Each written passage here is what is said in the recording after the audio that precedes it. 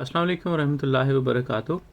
उम्मीद करता हूँ कि आप सब लोग खैरियत से होंगे। होम्योपैथी की वीडियोस का ये सिलसिला जारी है और आज का टॉपिक जो है वो डर के बारे में है। हम देखेंगे कि डर किस तरह से इंसान के ऊपर हावी होता है और हम किस तरह से डर को होम्योपैथी के ज़रिए कम कर सकते हैं। आज जिस डर के बारे में बात करेंगे उसकी वजह हमें मालूम होती है, यानी कि हम किस चीज़ से डर रहे हैं ये हमारी जिस्म को मालूम होता है। उसी वजह से हमारी जो है वो तकालीफ शुरू होती है। अगर वो वजह ढूंढ ली जाए तो डर भी ख़त्म हो सकता है। तो इसलिए जो है, अगर डर की वजह ढूंढ लें और आपका डर दूर हो जाए, इस सिम्टम के लिए बाख रेमेडी के अंदर एक दवाई है मिमिलस, एक फूल से तैयार की जाती है। वो इस्तेमाल कर लेने से इंसान जो है वो इस तरह के डरों से निजात हासिल कर सकता है। एक पेशेंट थी और हाउस वाइफ है, वो घर में खाना बनाती है, बच्चों का ख्याल रखती है, अपने घर की सफाई। उसके घर में जो थे वो बहुत ज़्यादा कॉकरोच थे। उस औरत को बहुत ज़्यादा डर महसूस होता था उन कॉकरोचेस की वजह से, और वो घर का काम नहीं कर सकती थी, चीखती थी और बहुत ही ज़्यादा डिस्टर्ब थी। और ऐसा कई साल से था। अब क्योंकि उसको डर की वजह मालूम है और मिमिलस का पेशेंट जो है वो काकरोच, छिपकली, चूहे, अगर कहा जाए कि दुनिया की हर चीज़ से उसको डर लगता तो ऐसे ही है। एक्सीडेंट से डर लगेगा, चोट से डर लगेगा, घर से बाहर जाने से डर लगेगा, लेकिन उसके अंदर उसको वजह मालूम होती है कि अगर मैं घर से बाहर गया तो मुझे कोई नुकसान ना पहुंचा दे, अगर मैं सड़क पे चला गया तो मेरा कोई एक्सीडेंट ना हो जाए। इस तरह से उसको अपनी वो वजह मालूम होती है। अब मिमिलिस दवाई देने से उस औरत का डर दूर हो गया और वो कहती है कि अब मुझे कॉकरोच से डर तो नहीं लगता, लेकिन कॉकरोच मुझे अब पसंद नहीं है, लेकिन मैं उनसे अब डरती नहीं हूँ, लेकिन अब मुझे वो बॉदर नहीं करते, बिल्कुल भी जो है वो परेशान नहीं करते। इसी तरह कुछ बच्चों को स्कूल से डर लगता है, टीचर से डर लगता है, टीचर का रवैया नहीं ठीक। कई लोगों को ऐसे चेहरों से डर लगता है, अगर किसी का चेहरा बहुत ज़्यादा काला है, उसका जिस्म मोटा है, चेहरे पे मूंछें हैं, तो छोटे बच्चे अक्सर जो है वो उन चीज़ों से डर जाते हैं। एक बच्चा पार्क में जाता है, वहाँ पर बहुत ज़्यादा बच्चे होते हैं, कुछ बच्चे जो हैं वो खिलौने लेकर आते हैं, कुछ बड़े लोग उनके साथ आते हैं। अक्सर बच्चे किसी बड़े शख्स को देखकर जो है वो डर जाते हैं। तो इस तरह ये जो तमाम डर हैं ये मिमिलस के अंदर आते हैं। इसी तरह ये है कि अगर किसी को उसको एक्सीडेंट से भी डर लगता है, चोरी से भी डर लगेगा, कोई मेरे पैसे ना चोरी कर ले, मेरे घर के अंदर कोई सामान है वो चोरी ना कर ले, मेरी कोई कीमती चीज़ें जो है वो चोरी ना कर ले, तो इस तरह से मिमिलस का जो है वो पेशेंट होता है। अब देखते हैं कि मज़ीद इसके अलावा डर में और कौन कौन सी सिम्टम्स हैं। इसी तरह मिमिलस का पेशेंट उस काम से पहले भी डरता है और उस काम के दौरान भी डरता है। अगर एक शख्स कोर्ट के अंदर गवाही देने गया है और उसको पहले भी डर लगता था, और जब वो कोर्ट के दौरान गवाही दे रहा है, क्योंकि ये उसका पहली दफ़ा है और उस वक़्त भी उसको डर लग रहा है, तो ये देख लें कुछ बीमारियों में के कुछ सिम्टम्स के अंदर पेशेंट को पहले डर लगता है, काम करने से पहले डर लगेगा, लेकिन जब वो कर लेगा तो उसको नहीं लगेगा। कुछ में उसको बाद के अंदर डर लगता है। इस तरह करके मुख्तलिफ है। लेकिन मिमिलस के पेशेंट के अंदर जो है वो पेशेंट को वो काम करने से पहले भी डर लगेगा और वो काम करने के दौरान भी डर लगेगा।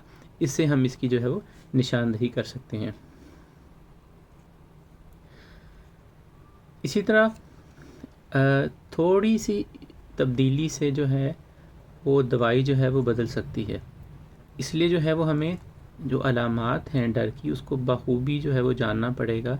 आपको अपनी अलामात लिखनी पड़ेगी।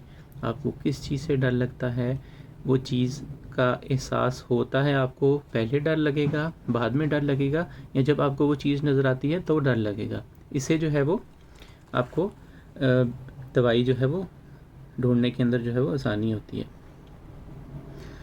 अब मिसाल के तौर पे ले लेते हैं कि डर है, अंधेरे से बच्चों को डर लगता है, उसके लिए जो है वो स्ट्रामोनियम दवाई जो है वो देते हैं होम्योपैथी के अंदर। लेकिन अगर आपका डर इस तरह का है कि आपको ग्रुप के अंदर 3-4 लोग हैं उनके अंदर डर नहीं लग रहा, लेकिन जब आप अकेले होते हैं तो आपको डर लगता है, इसकी दवाई फिर मिमिलस नहीं होगी, इसकी दवाई बदल जाती है। इसी तरह अगर कोई कहे कि मैं इस बहुत ही पुराना कोई बंगला है जो कि वीरान है, उसमें मुझे जाने से डर लगता है, किसी ने उसे कहा कि वहाँ पे भूत और प्रेत होते हैं, अगर वो कहे कि वहाँ पर अगर मेरे साथ एक छोटा बच्चा भी आ जाए 5 साल का तो मैं नहीं डरूँगा, बेशक वो पूरा बंगला जो है वो भूतों से भरा हुआ हो। इस अलामत के अंदर पेशेंट को अपना कोई साथी चाहिए अपने डर को दूर करने के लिए, हाँ वो एक 5 साल का छोटा बच्चा ही है, 5 साल का छोटा बच्चा तो उसको डर से दूर नहीं कर सकता वहाँ पर अगर कोई मुश्किल पेश आए, लेकिन उसकी सिम्टम्स ऐसी हैं कि किसी की भी मौजूदगी से उसका डर जो है वो ख़त्म हो जाएगा, चाहे वो 5 साल का बच्चा ही क्यों ना हो। इसके अंदर जो है फिर उसकी रेमेडी मिमिलस से बदल कर एक और बाख रेमेडी है, चिकोरी बाख रेमेडी, वो भी एक फूल से बनाई जाती है, वो बदल जाती है इस तरह से। इसी तरह से हर एक अलामत के बाद, हर एक चीज़ के बाद, सिम्टम्स के बाद दवाई बदल जाती है। इसलिए कहते हैं कि जब आपको किसी भी चीज़ की से तकलीफ़ पहुंचती है तो आप अपनी अलामत ढूंढें कि आपको किस वक्त तकलीफ़ होती है और आपका क्या रिएक्शन होता है, और बाद में काम कर लेने के बाद क्या आपकी हालत वैसी ही रहती है या नहीं। क्योंकि ये बहुत छोटी छोटी चीज़ें हैं। अक्सर बच्चों को स्कूल में डर लगता है, अक्सर बच्चों की हेल्थ उस चीज़ से ख़राब हो जाती है, बच्चे जो हैं वो क्रॉनिक बीमारियों का शिकार हो जाते हैं। यहाँ तक भी था कि एक मेरे टीचर थे जो कि बाद में जिन्होंने पंजाब यूनिवर्सिटी से मास्टर्स के अंदर मास्टर्स किया था मैथमेटिक्स के अंदर और उनको गोल्ड मेडल मिला था, और उन्होंने अपने बचपन के वाक़या बताए कि उनको टीचर इतना मारते थे कि टीचर जो है वो सोटी लेकर उनके पीछे घर से बाहर तक आ जाता था और उनको मारता चला जाता था, और कोई जो था उनको रोकने वाला नहीं था। उससे उनके जहन पर इतना ज़्यादा असर पड़ा था कि उन्होंने कई साल जो थी वो पढ़ाई नहीं की। उससे आप अंदाज़ा लगा लें कि बच्चे की जहन की हालत इस तरह की हो जाती है कि बच्चा बहुत ही ज़्यादा मेंटली बीमारियों का शिकार हो जाएगा। जब मेंटली तौर पे डिस्टर्ब होगा खौफ की वजह से तो उसे और ज़्यादा बीमारियां उसको लगेंगी। इसलिए कहते हैं कि छोटे होते बच्चों को इस तरह की चीज़ों से, खाने पीने से, उनकी डाइट इस तरह की रखनी चाहिए ताकि वो बड़े होकर उन चीज़ों के अंदर उनको रिएक्शंस ना कर जाए, क्योंकि छोटा बच्चा बहुत हसास होता है। उसको इस तरह की चीज़ें देना कि जिसके अंदर लीमू है, माल्टा है, खट्टी चीज़ें हैं, हम उसका रिएक्शन नोट करने के लिए सिर्फ उसको दे देते हैं, लेकिन अगर वो रिएक्ट कर जाए चीज़ तो बच्चा जो है वो एस्थमा का, एलर्जीज़ का या इस तरह की चीज़ों का जो है वो शिकार हो जाता है। तो ये बात कर रहे थे डर के हवाले से, उसके अंदर बच्चों का भी डर आता है। बच्चों को स्कूल में डर लगेगा, अगर उनको कोई बुली करता है तो डर लगेगा। बुली करने वाले को भी दवाई देनी चाहिए, लेकिन इसमें जो विक्टिम है उसको पहले देखें कि उसकी सिम्टम क्या है, बच्चा कब डरता है, क्या बच्चा घर आकर भी डरता है या उनके बारे में बात करता है। तो इस तरह से उनकी अलामात जो हैं वो बहुत अच्छे से वाज़ेह हो जाती हैं। इसी तरह से बीमारियों से डर लगता है कि कहीं मुझे कैंसर ना हो जाए, कहीं मुझे होम्योपैथी की दवाई रिएक्ट ना कर जाए, कहीं मैं ऐसा ना हो जाऊं कि मैं अपनी माँ की तरह या किसी और बंदे की तरह बीमारी का शिकार हो जाऊं। अगर अल्लाह ना करे कि किसी की भी माँ को जो है वो किसी किस्म की भी इस तरह की तकलीफ़ हो कि वो बुरे तरीके से बीमारियों में और इस तरह तकलीफ़ में अपनी जान जो है वो दे। बात करने का मकसद है कि जब आप किसी अपने घर के में बीमारी है, उनको हार्ट की है, उनको डायबिटीज़ है, उनको कैंसर है या उनको ब्रेन ट्यूमर है, सारी क्रोनिक बीमारियां कुछ जेनेटिकली भी होती हैं और आगे मुंतकिल भी होती हैं। उस सूरत हाल के अंदर अब इंसान अगर ये सोचना शुरू कर दे कि मैंने छोटी उम्र में फ़ौत हो जाना है, मैं मर जाऊंगा, या मुझे मेरी माँ की तरह जो है वो हार्ट का तकलीफ़ ना हो जाए, या मेरे वालिद की तरह मुझे ब्रेन की तकलीफ़ ना हो जाए, या मेरे बहन भाइयों की तरह मुझे ये क्रोनिक बीमारी ना हो जाए, उसके अंदर भी मिमिलिस जो है वो बहुत अच्छा जो है वो काम करती है। इसी तरह अगर चेस्ट के अंदर एंजाइटी की वजह से जकड़ी हुई है सीना, सांस नहीं आ रहा, उसके अंदर होम्योपैथी के अंदर जो है वो CPR इस्तेमाल की जाती है। ठीक है, इसी तरह थोड़ी सी सिम्टम्स चेंज कर लेने से बहुत सारी दवाइयाँ जो हैं वो बदल जाती हैं।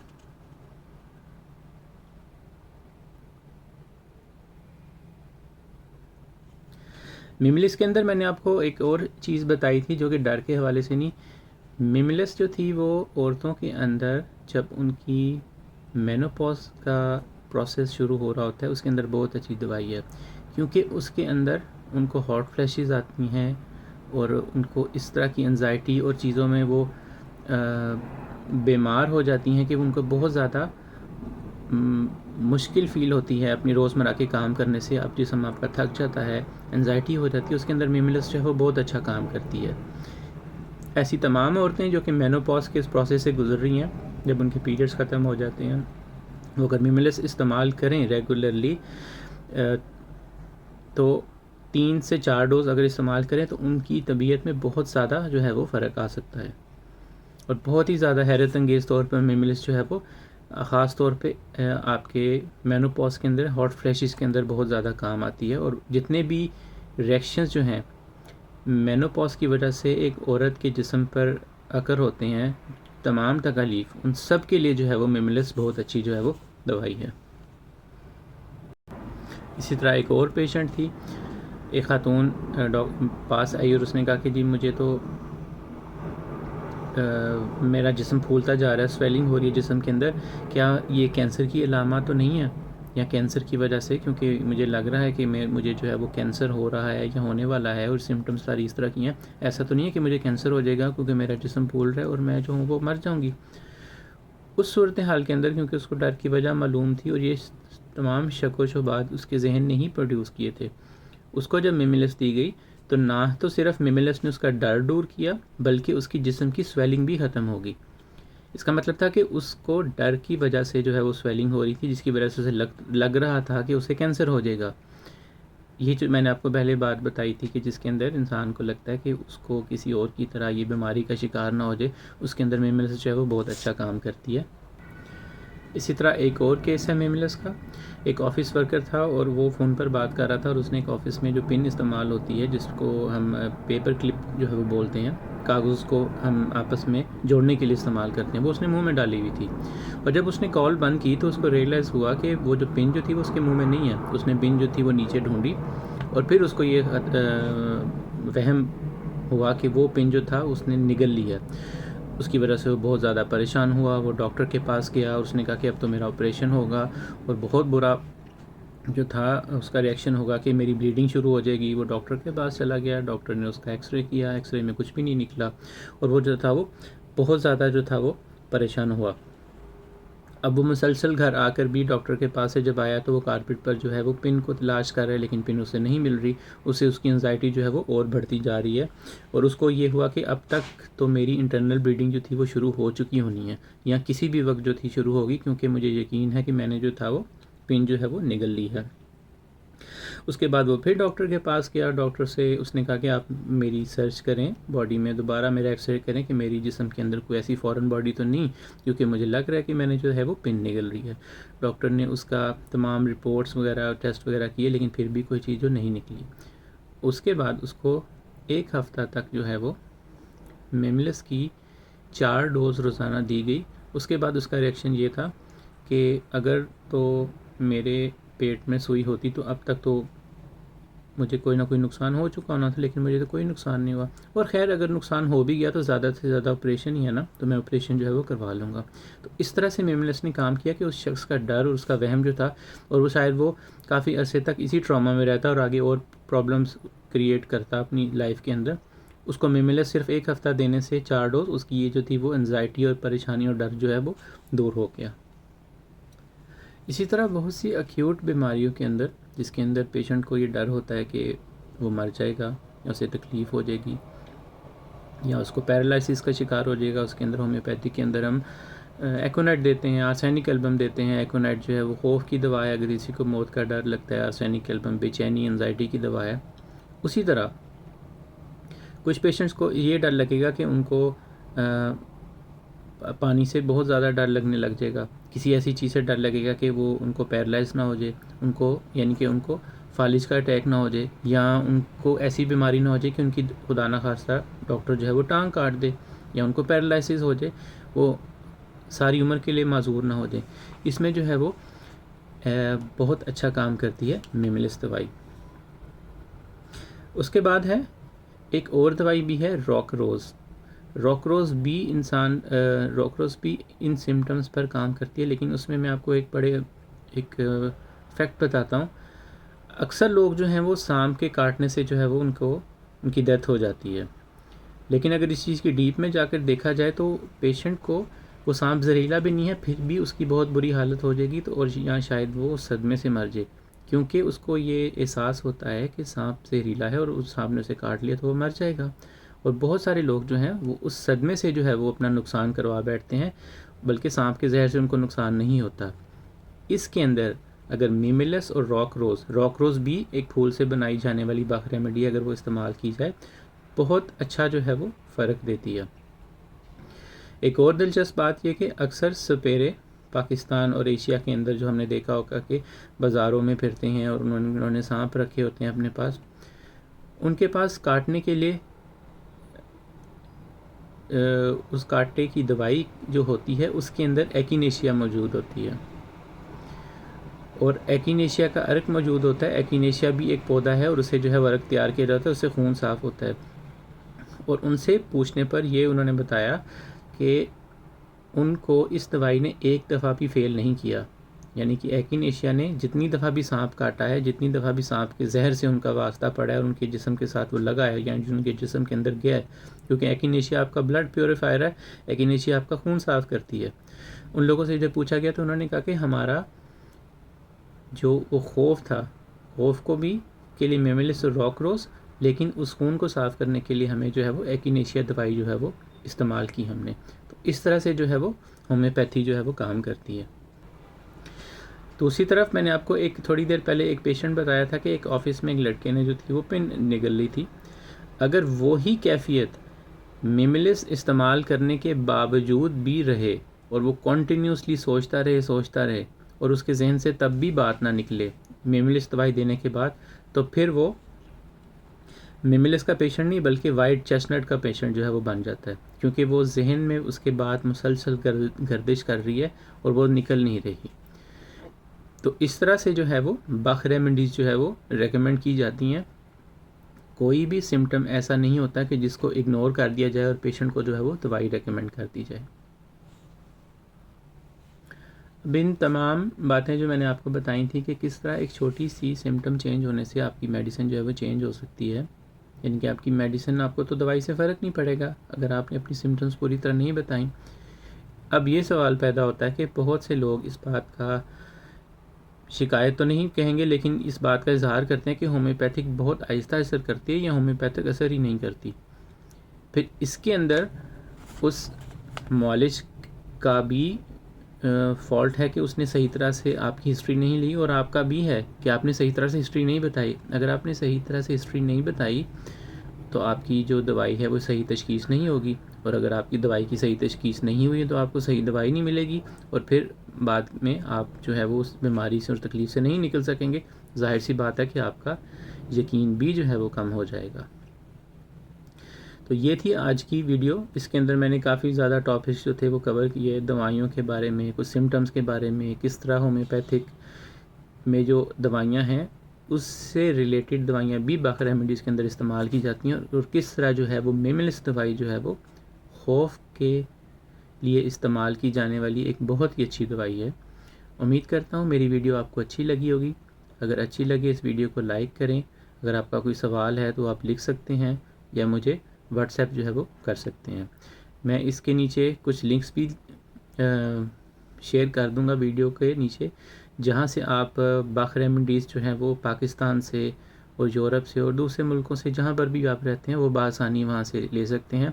उसमें कुछ ऐसी वेबसाइट्स हैं जहां से आपको बहुत सस्ती दवाइयाँ जो है वो कंपनी की जो है वो मिल जाएंगी। उससे ये है कि आपको दवाइयाँ लेने में और इस्तेमाल करने में आसानी होगी। बाकी इसका तरीका वही है जो होम्योपैथी का होता है। आप इसको 2 से 3 बूंद कतरे जो है वो ज़ुबान के ऊपर डाल सकते हैं, दिन में 2 से 3 दफ़ा जो है वो इस्तेमाल कर सकते हैं। अगली वीडियो के लिए इजाज़त दें। अगली वीडियो के अंदर एक नए टॉपिक के साथ आपकी खिदमत में हाज़िर हूँगा। अस्सलाम वालेकुम वरहमतुल्लाहि वबरकातुहू।